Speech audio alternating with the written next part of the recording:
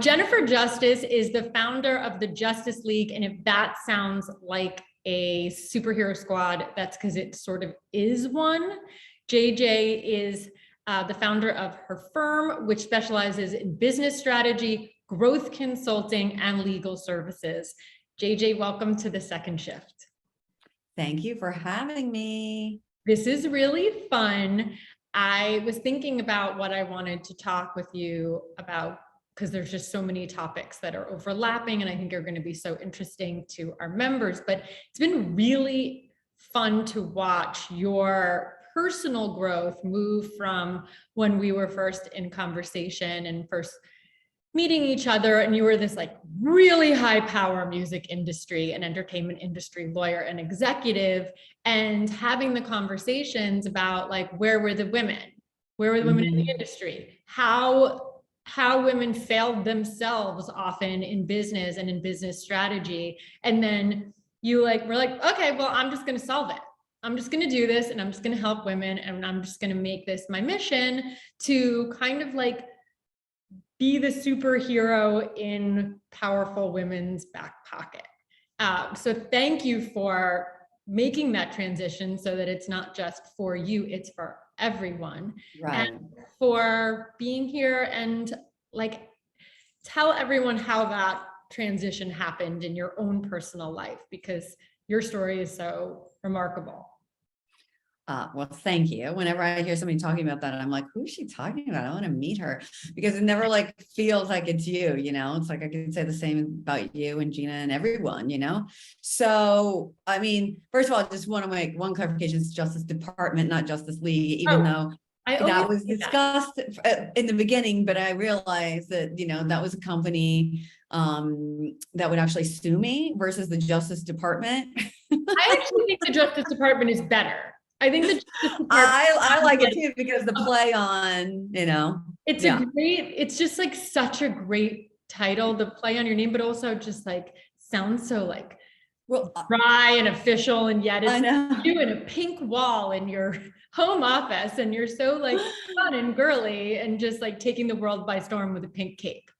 Yeah. And well, and the Justice Department did not buy the domain. So I own www.thejusticedept.com for $14.99 on GoDaddy. So, yes, that's where I got it. Like they didn't have it. I was like, let me just check. I was like, you got to be kidding me. It's too good to be true. Anyway, the Justice Department started a lot of like this. I know. It's because I was working in the music industry for a really long time. I was working for Jay-Z. I was his personal attorney. I helped him start Rock Nation. I then, he had turned his hobbies into businesses, and the music industry agents, they only really dominate one area of the artist business, and that is booking their live tours. They're not involved in their record deals, their publishing deals, meaning their songwriting stuff. Most of the time they're not involved in their sponsorship endorsement, and they're definitely not involved in starting businesses. And Jay-Z was starting a lot of businesses. He basically turned his hobbies into businesses. And I was one of the very small team to do it. It's like three of us, two of us were attorneys and one was his business manager. And we were the ones who were helping him do all of that. Then I started Rock Nation with him. I put the deal together and I went in-house and I became the general counsel, and then quickly moved to being the EVP, doing all the strategy of business development. And so through his whole career, I started watching, Jay become very big and famous and rich and as that happened, I was like, okay, but like now I'm seeing the music industry widen more, welcoming Black men in particular, and, they're like making money. But still there were no women, and like, no women like that were, being lauded in the same way or making the same amount of money. On the other side of it, I was privy to and like a fly on the wall and a part of, not only sometimes a fly on the wall, but most of the time, leading the negotiations against rooms and rooms full of men. And, sometimes it sucked to do business, but a lot of times it was great doing business because I would see how they did business with each other. And then, I would talk to all of my friends who were also, in other businesses. And I got to know a really wide network of people being in business with Jay because, he didn't just work in music. He did, everything, clothing, champagne, and liquor and, sports. And so I had a wide variety network and a really, big network, and like nothing was working for women, and I had a really big passion for it already because I had done deals for women in the music industry and done their employment agreements. And I would watch a man get paid that was below them more than the woman, or an equal, title in the universal system, one at, Def Jam, or one at Interscope, which is the same, and they'd be paid there. And I was like, okay, what is going on here? So I kind of took all of my experience and my passion, and it's such a privilege to be able to do that, and decided to start the Justice Department, which was taking everything I learned from Jay and literally hyper focusing it on bringing all these business tips, my business experience and acumen, and my network to helping women get rich. So it's a very long-winded way of telling you that story. What is the difference? What are men doing differently than women when you're sitting in the same position at the same table and you're listening and trying to negotiate these deals? Like, what is the main difference? Look, I think we come about it honestly. We have different chromosomes, so we assess things differently. What we're not doing is ultimately understanding our value and worth first and foremost, and because of that, a lot of things happen because of that, right? We don't ask for enough, or we don't think we should get enough. We want to be community minded. We want to do what's best for the whole, not just for ourselves. And, having a boy and a girl, I have twins that are 9 years old. Like, I see the difference in them. We come about it honestly. We are born, a lot of it, we're born that way, but for business, we have to kind of get out of that comfort zone if we really want to move the needle. And I'm not saying just for ourselves because we're community minded, but I think it's for everyone. I think everyone would benefit if women had just as much money as men. We live in a capitalist society. That's not changing.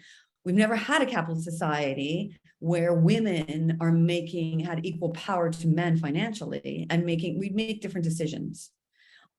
I'm willing to bet everything on it, including my entire career. And the only way to prove me wrong is if it happens.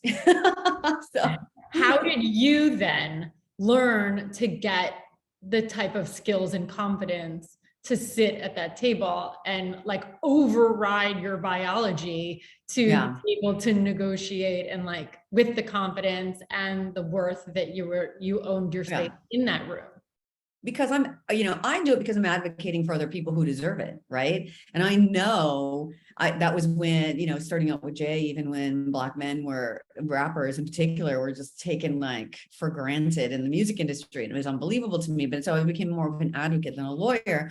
And I fought really hard. And he was great, and still is a great like client and visionary, in that he was always and he taught me a lot. Like, he was okay to say no. Like, there are deals that are just too bad. Don't get desperate about it. It's like, I believe in myself, And so from that and advocating for other people, I knew that I could do it for women. I knew that women were under advocated for, and for the most part, we're getting advice from men who'd never walked a minute in their shoes, had any idea what it's like to be in a room and be the other, and be told to get tea and coffee and told to take notes, and like all the things that happen to us, no matter what our stature is in the company.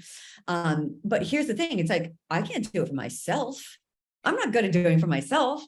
That's why I hire an attorney when I have to negotiate for myself, And I remember that's a great piece of advice, because I don't know that I knew that women hired people to negotiate, that you could hire somebody to negotiate your contracts. Like, if you were just a regular person, that you weren't like, the CEO, you weren't Beyonce hiring Jennifer Justice to come in and like step in on her behalf, that you're like Jenny Galuzzo, and that it's in your best interest at all times. You don't go and like buy a house without an attorney. So why would you go and negotiate a giant piece of your life, which is your work contract or your fundraising, or all of these different pieces that come together, that you need to have somebody else, A, advocating for you, but B, like, just to like you said, step outside of yourself and let somebody else speak for you what you might not feel comfortable saying for yourself.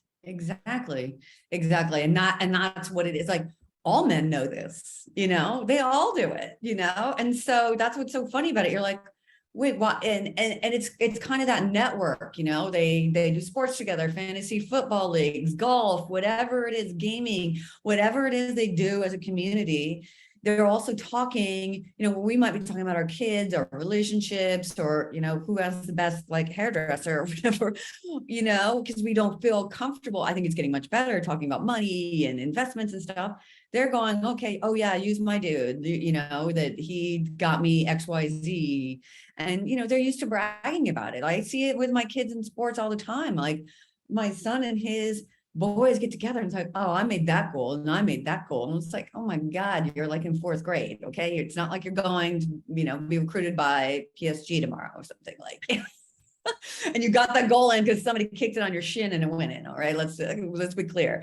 And they're just bragging about themselves all the time, and so, but it's like, it is, you should hire somebody. You should go, have some. When Jay-Z decided to hire me solely for Rock Nation, he goes, oh my God, who am I going to have as an attorney? And I was like, who am I going to have as an attorney? He's like, you're going to hire somebody. And there's a saying, it's like, any lawyer that represents themselves has a pool for a client, because you're never gonna represent yourself as well as you are. That's men or women, I think, as you are, with having somebody that puts it like in between you. And another reason I would say, I have many reasons why you should, but like another one is that, think about it, like if you're getting hired by somebody in particular in a big executive role, if you don't advocate for yourself, then why would they think you're gonna advocate for the company? That's a really great piece of advice. I love when people talk about themselves as like the worthiness of it, in the sense that you have to treat yourself as like a specialty item. Yeah. Like a specialty product, that there is a perceived value in how you treat yourself and what your expectation that you set and that starts in a negotiation. Yeah. And it's hard. And the other thing is to get out of your comfort zone.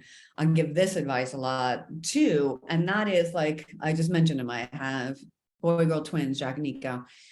I mean, anybody and take whatever it is. If you're not a mom, that's totally fine. Take a pet, your own mother, your brothers and sisters, whatever you love. And we all sacrifice ourselves for other people all the time, whoever you do that for most. Like, I would kill somebody to protect my children, and like, you got to look at it as the work and whatever you're doing on a day-to-day basis for your work.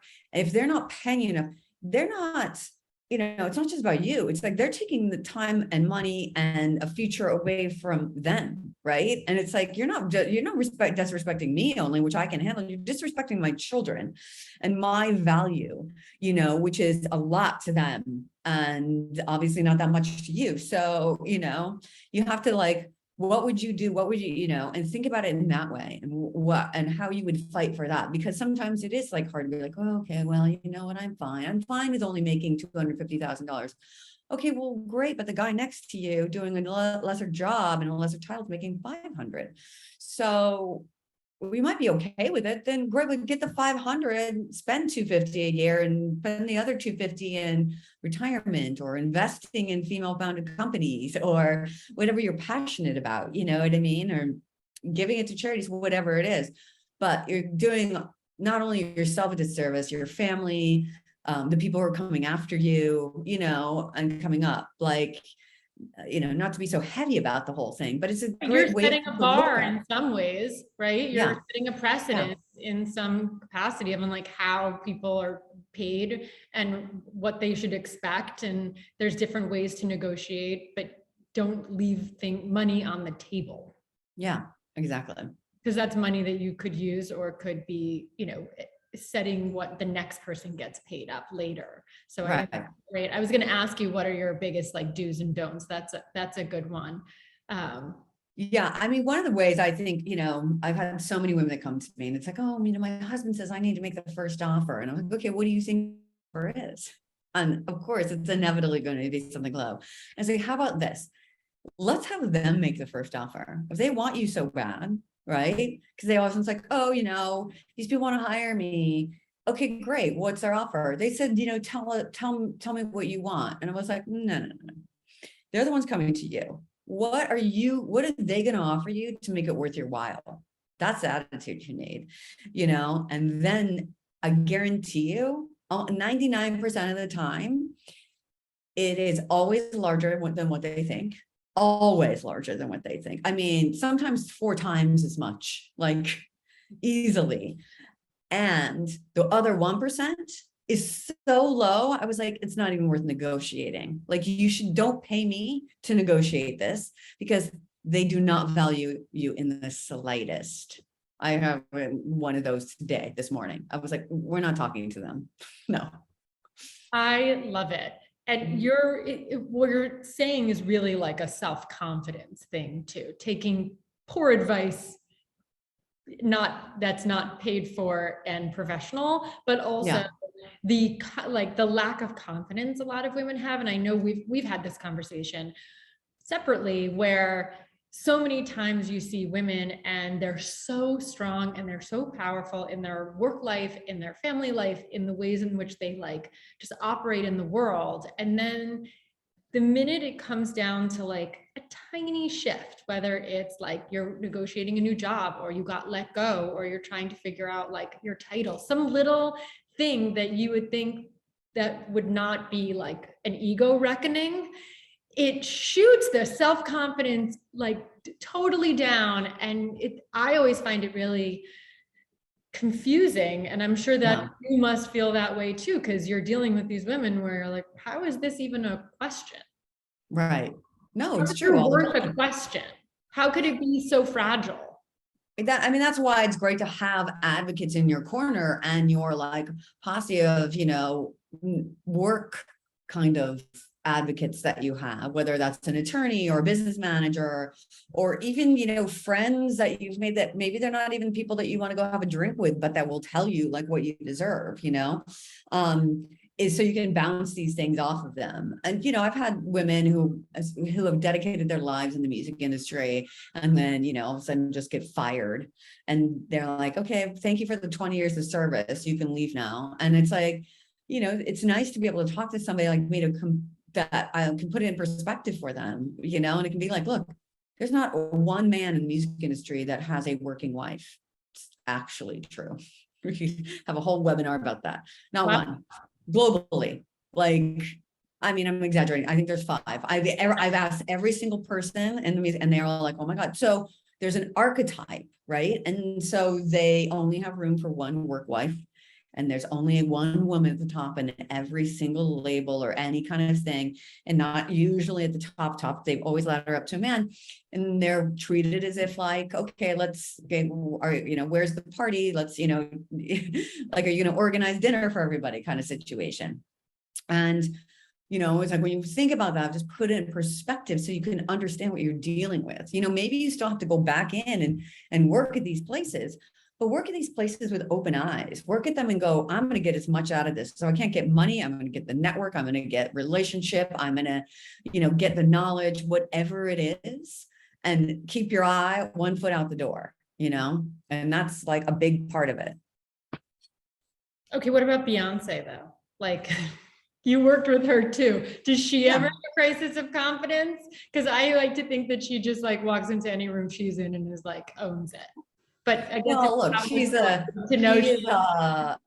literally, unicorns don't exist, but maybe she is one.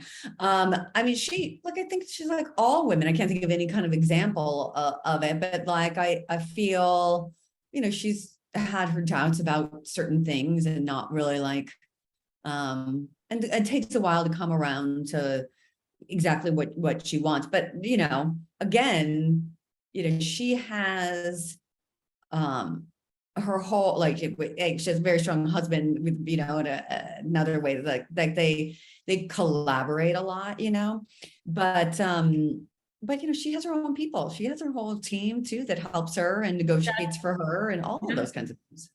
Another thing that you do that I just want to dive into, and then we're going to have time for Q&A afterwards, because I see there's some hands raised. People must have questions. You can put any question that you have in the Q&A. I will make sure that we get a chance to ask JJ those questions.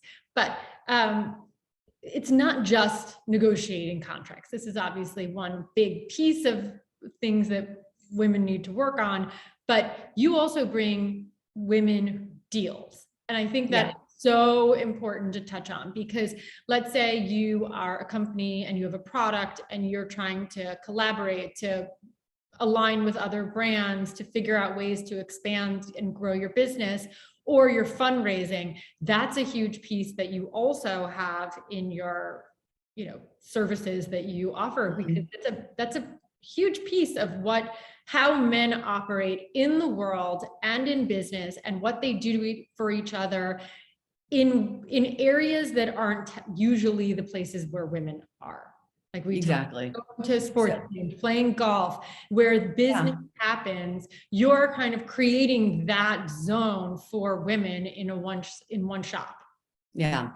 So it's like like the Justice Department, we have three parts. We have the Justice Firm, which is a law firm. And, I do help women with their executive agreements. I still do some work in the music industry. I represent Salt and Peppa and some other amazing female artists. And then I have I have Lady Business, and Lady Business, where I do my podcast, Taking Care of Lady Business, where your partner Gina was on. And then I have that's where I do strategic business development and marketing and those kinds of things. Not traditional marketing, like I call it strategic marketing, and that, I help women I can become a pop-up co-founder, or chief legal officer, chief revenue officer, where I help them find either, female founded investors, or female investors, or, partners that can help accelerate without spending money, their brand awareness, or, bigger deals, and how they can partner with people which can up level their company in general. And just in general, a thought partner, to bounce ideas off, just like the advocate we're talking about. If you're in the patriarchal system, which is totally fine, people need to be in it, it exists. And then, part of it is also building the matriarchy, which is hire women, give each other business, try as much as you can only to give each other business, and we can actually build a system that works for us, and so I'm helping women get that kind of exposure and experience, and using my network, et cetera, to build their brands up on a faster pace than how long it takes us in general. I think it's so smart, because it is there's so many minefields out there of not knowing, how to get into business with people, who to get into business with, what are the right terms that you should be looking for if you're looking for an investor. Jamie just wrote in and said, I'm a filmmaker and recently started my own production company agency. Do you have any advice for women in choosing the right investors? How can I educate myself more in the realm of investing? And this is a big question that women always have, because it's not intuitive to women specifically, but also if you're just starting out and it's not an area where you've had practice, you worked in finance, you worked at a VC, and then you went and started your own business, where it's just nature. Yeah, a lot of it, and a lot of women are from creative endeavors, and so if you're a true creative, it can be paralyzing, the business side, and a lot of them just bury their head in the sand. I don't want to deal with it. I just want to, I want to do this. So, a lot of it is educating yourself. You don't have to be an expert in all of it, but you should understand the basics. And so I think a lot of it is first understanding, do you need to raise money, and why you need to raise money, and what different ways you can raise money. There's our friend, Beth Ferreira, who was on my podcast, and she talks about that, and Ida Equidom. They both are in Taking Care of Lady Business. And I literally, one of the reasons why I even started the podcast is because I wanted the voices of these women and the experience to go to a broader network. And so I would say, listen to those two, what they say about raising money and when you need to raise money. And then find a venture or an investment attorney that is a woman. I actually just met one this morning, Wendy Halbut, and they will give you at least a half an hour in saying, you know, if you hire them, what it is that they do, so you can get some education. But you need to like educate yourself on this. There's so many resources now out there. You need to understand like, and take the time to understand like, why you get an investment, how you do it. Do you really need to raise equity? Can you get a loan? Is it debt? Is it from other, you know, and then when you figure out, okay, I do need to raise money, then a lot of it, and women have a really great intuition. You really have to rely on your intuition. Like, is this person, I'm going to be in business with this person. Are they going to let me do what I want to do? Or are they going to hinder everything and want me to turn my money around? Like, in a year or two, you know? And so it's going to take a lot of meetings. Raising money takes a lot of meetings for men and women in the beginning, you know, more so for women, but you have to start taking the meetings to get that under your belt, you know, and you have to start, and you have to do the research to understand what different kinds, you know, different terms mean, you know, and that like, there's no easy way around that. And if you are very green, and you have a business that you want to raise money for, one could hire the Justice Department to come in and really help navigate and advise and be that sort of like confidence booster behind, so that way you have somebody to help figure out the ins and outs and what to expect, but also what your worth is and what's a good deal and a bad deal. So that is a service provided. It's a service provided. Usually you've already you're out there already, right? And you've a proven kind of what's called an MVP, minimum viable product. So you understand what you're not, and that doesn't have to mean a physical product, but it's like just a term, like you've been out there, you know that you have a business, right? There's a business to be had. You shouldn't be raising money if you haven't proven your business model in some capacity. Exactly. Yeah, it's going to be very difficult to raise any money on an idea. Like, it's hard enough. I mean, certain men who've been doing it and have a network can do it. Like, but if you know, Adam Newman apparently can do it. Yeah, apparently. Otherwise, it's like a deck and a dream, as our friend Anjali says. It's like I have a deck and a dream. It's like, okay, you have to like make sure that there's something there, right? And you have something to raise against, and you have some kind of track record, and put it out there, you know? Yeah, but I will say there are a lot of resources as compared to when we started the second shift 10 years ago. What the information that was out there was a small fraction of what's there now, in terms of like just the content and people putting out conversations and podcasts that you can listen to. Yeah, you can find out. So at least you're knowledgeable and educated on the process and what to expect and what you should even be thinking before you start a conversation. Exactly. Otherwise, it's not worth your time. Yeah, because it's a lot of time, no matter what. It's a lot of time and a lot of money to hire somebody to run a process that is gonna, if it's not gonna work out, which I'm sure you wouldn't run the process anyway, because you're not gonna take somebody's good money. Anyway, I want to wrap this up and let you go on with your day, but I loved this conversation, and I'm wondering if you have any last pieces of advice of just, you know, when putting on your like pink Justice Department superhero cape, when, you know, and giving people, the women who are listening to us and the women in the second shift, a pep talk on business and working together and camaraderie and just what you hope for the future of working women.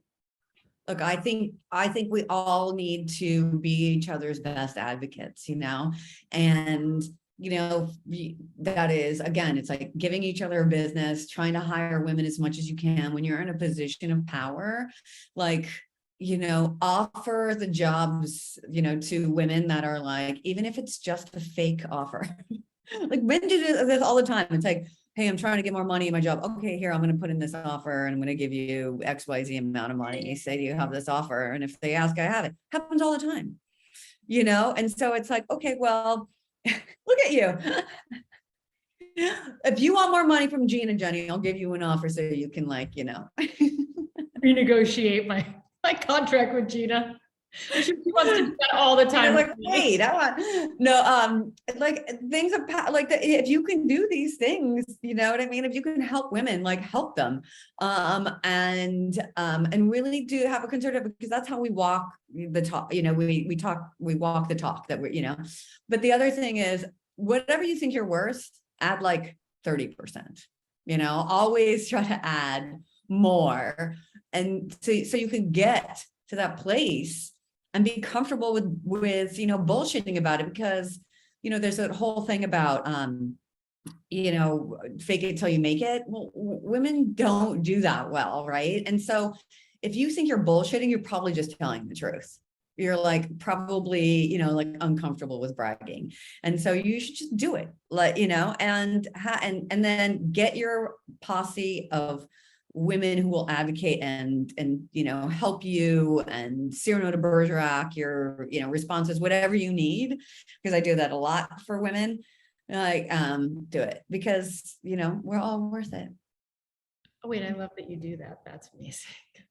All the time. Yeah. That's fabulous. It's like when you have your girlfriend write your text to some guy you like, you know, and you do it by by like a group text, but instead you're doing that for like business and negotiation. Yeah. That's amazing. That is, mwah, you are amazing, JJ. Thank you so much for being here. I'm so glad that you're on my side, and I'm so glad to know that Justice Department is out there and that you're there helping women be their best, strongest, and most powerful selves. Well, same back at you. But like, you know, everything that you all are doing is amazing. And so thank you for having me on. Thank you for anybody who showed up today. Take care. Thank you. Bye, everybody. Bye.